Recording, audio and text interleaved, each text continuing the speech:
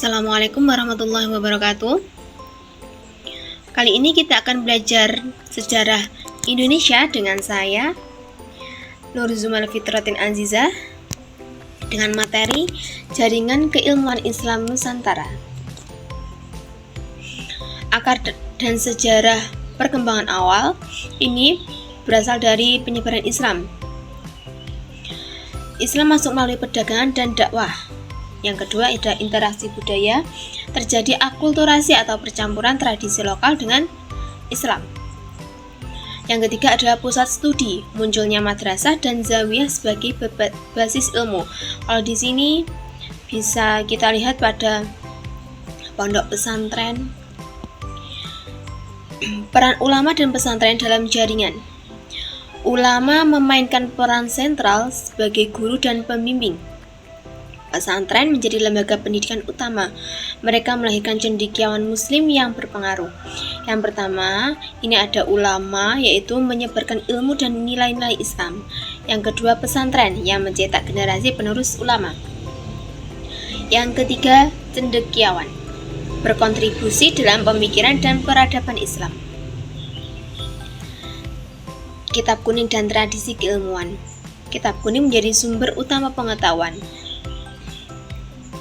Tradisi keilmuan meliputi pengajaran, penulisan, dan diskusi.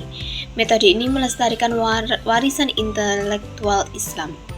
Kitab kuning menjadi referensi utama bagi kajian ilmu Islam klasik. Pengajarannya ini ada metode talaqi atau muzakkarah, dan penulisannya yaitu dikarang oleh ulama Nusantara yang monumental.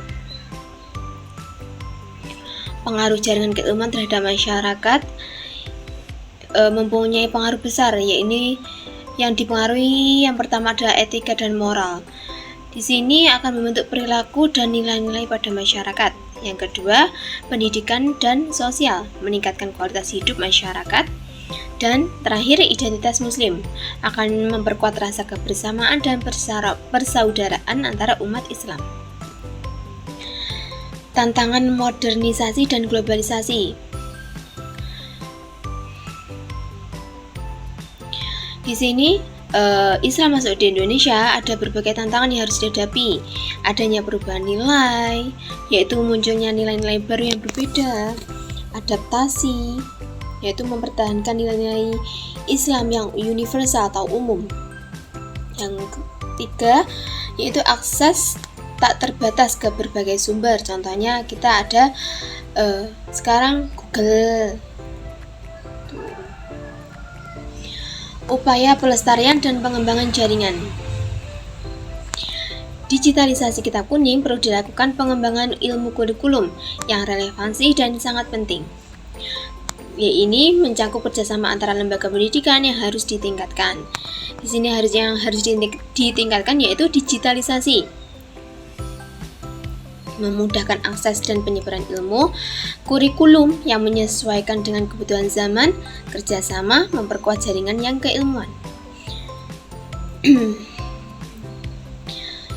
Kesimpulan dari pembelajaran kali ini yaitu jaringan ini tetap relevan dengan pembentukan masyarakat. Nilai-nilai Islam yang universal menjadi pedoman upaya pelestarian dan pengembangan yang harus perlu dilakukan.